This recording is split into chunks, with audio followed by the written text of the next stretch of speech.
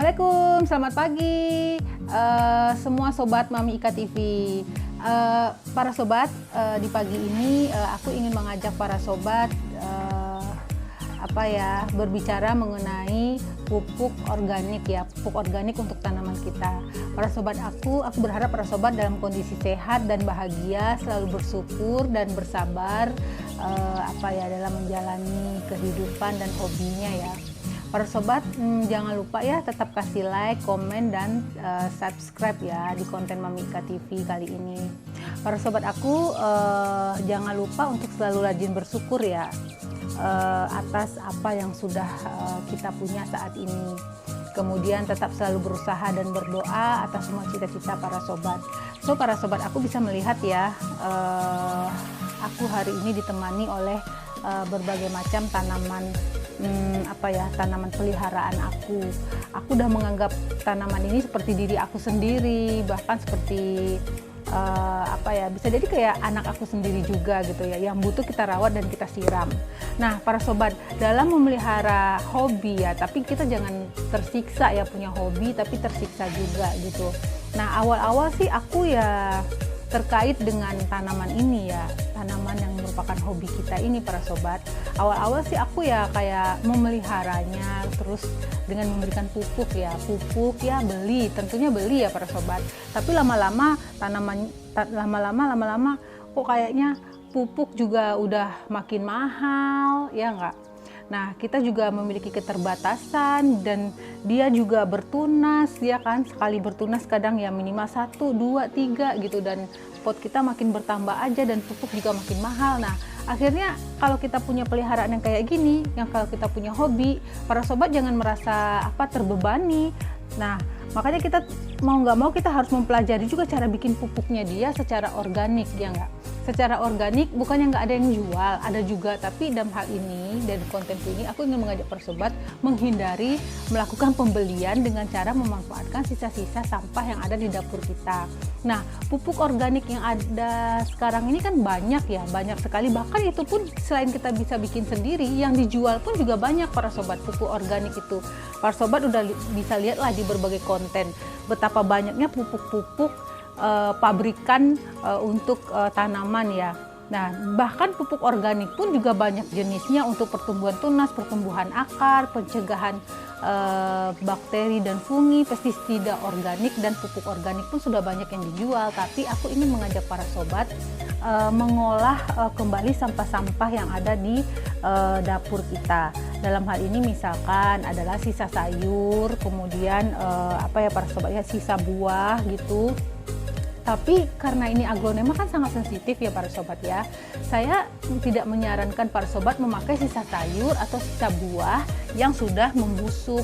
Mungkin kalau tanamannya tuh bangsa kayak pohon mangga atau pohon jeruk atau pohon lengkeng, kita bisa mengumpulkan sisa-sisa tanaman dan sayuran sehari, 2 hari, 3 hari, busuk pun juga masih bisa kita jadikan pupuk organik dengan aktivator. Tapi kalau untuk aglonema saya nggak berani memproses pupuk organik cair homey ya, rumahan, memakai bahan yang sudah busuk. Jadi beberapa belakangan ini ya para sobat ya, setelah saya ngerasain ini tanaman butuh pupuk, butuh perawatan, yaitu pupuk organik cair yang homemade, saya mulai mempelajari mengingat adanya sisa-sisa sayur dan sisa-sisa buah yang masih segar, karena kita untuk menghindari adanya bakteri-bakteri yang masuk ke media tanam kita gitu ya kan, karena aglonema ini ada sensitif, kecuali itu tanaman-tanaman yang berbatang ya. Jadi aku tuh beberapa bulan ini sudah mempelajari pupuk organik itu ada yang jika kita menggunakan sisa sampah, dalam hal ini bukan sampah ya para sobat ya, kalau untuk aglonema ini yang masih segar ya.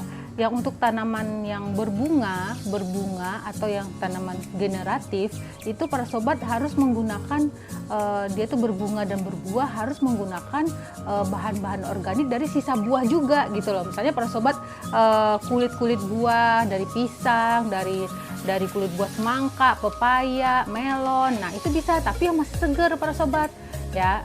Hindari yang sudah mengumpulkan berhari-hari gitu. Kalau untuk aglonema usahakan ada hari itu, bikin hari itu, jadi masih seger gitu. nggak yang busuk gitu ya. Nah kalau untuk aglonema ini karena dia nggak berbuah, dia bukan tanaman yang tipenya generatif yang menghasilkan bunga dan buah, maka kita menggunakan pupuk organik yang vegetatif, yaitu mengejar pertumbuhan akar, batang, dan daun.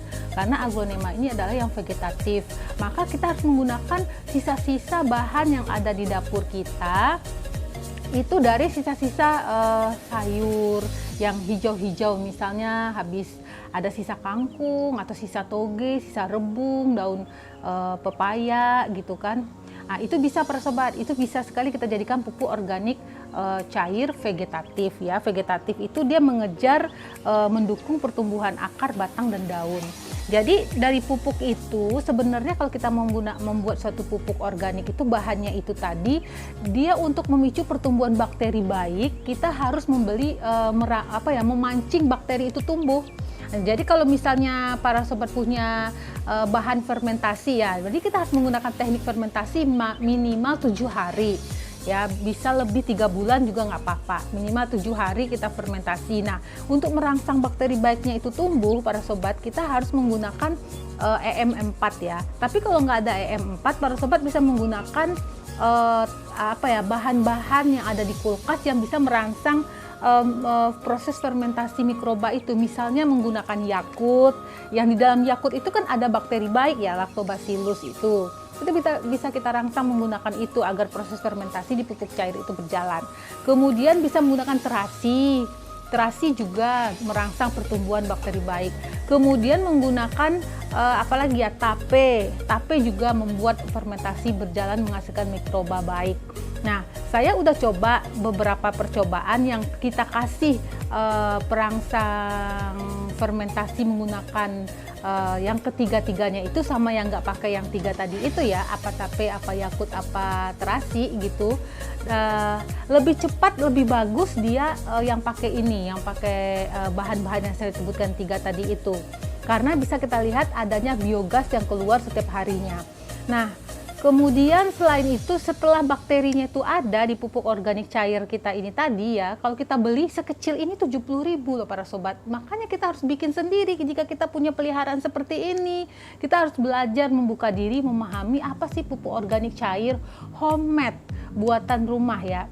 Nah, setelah bakteri itu tumbuh tadi, kita harus kasih bakterinya makanan ya, itu gula.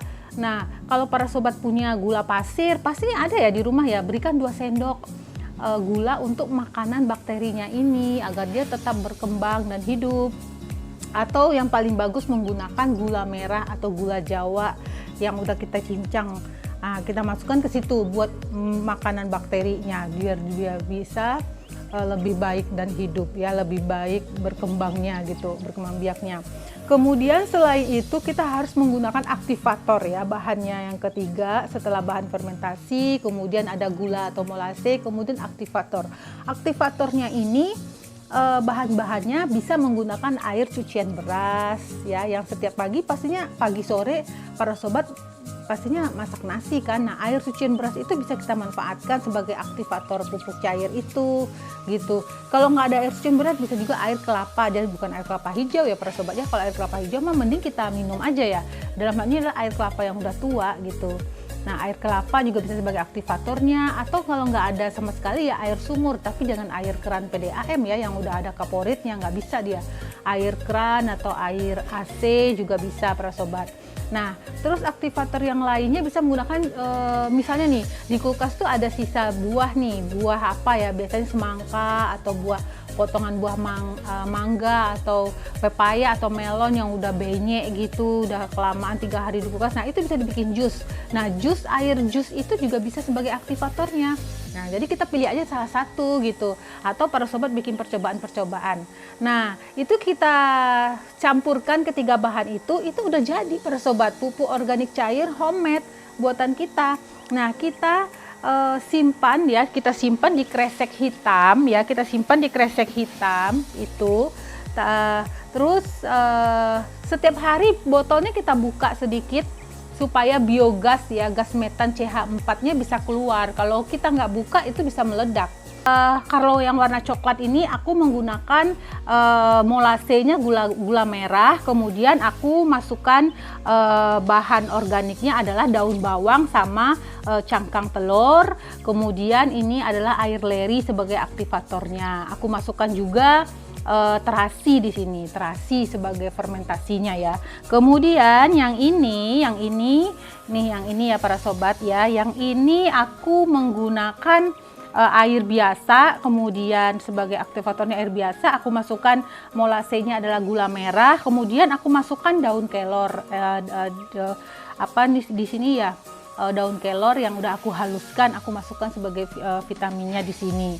Kemudian di sini juga para sobat bisa lihat ini agak bening, aku masukkan di sini air biasa pakai gula molase, aku masukkan di sini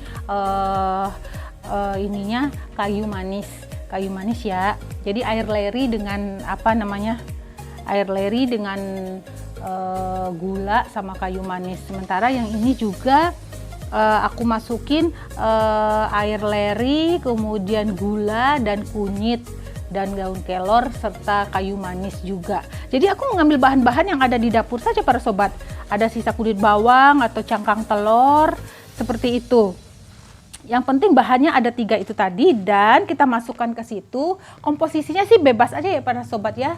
Dan sisakan sedikit ruangan karena setiap hari dia akan ada gas yang keluar dari proses fermentasi selama 7 hari itu.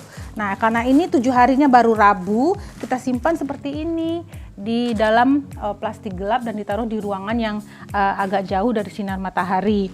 Kemudian yang ini aku juga bikin satu lagi para sobat. Ini umurnya juga aku bikin dari Rabu ya.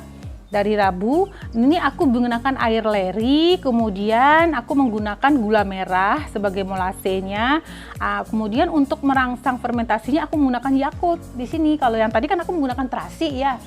Aku menggunakan Yakult, aku belum pernah menggunakan tape, belum ada tape di kulkas. Nah, ini 7 harinya baru Rabu ya.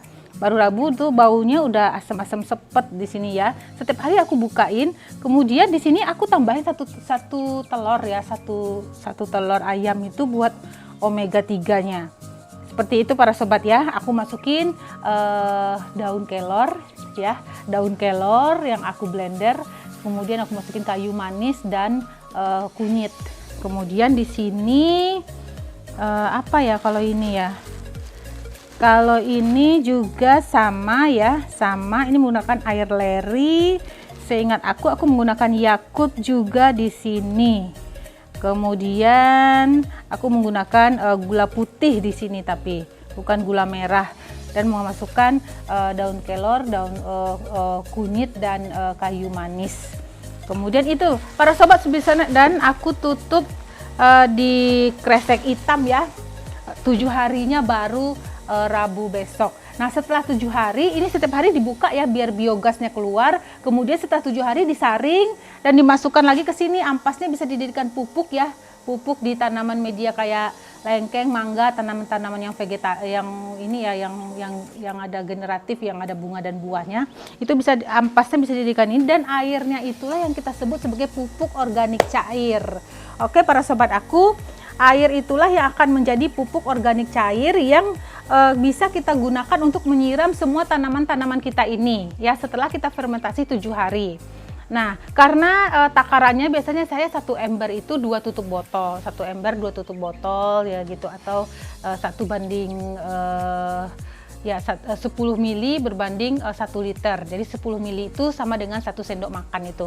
Nah, itu para sobat sedikit informasi dari aku. Ayo kita belajar membuat homemade pupuk cair sehingga kita bisa bisa lebih kalau kita buat sendiri pupuknya itu kita itu bisa lebih bisa lebih dekat lagi dengan karakter tanaman-tanaman kita yang ini ya. Para sobat bisa lihat dia tumbuh subur. Dengan pupuk organik buatan rumah sendiri pun juga bisa, dengan bahan-bahan yang ada di dapur kita. Tapi gunakanlah yang seger ya, karena aglonema ini dia suka yang seger-seger, jadi bukan yang jenis sampah. Oke para sahabat, jangan lupa tetap kasih like, tetap komen dan subscribe di konten Mami Ika TV. Sampai jumpa lagi.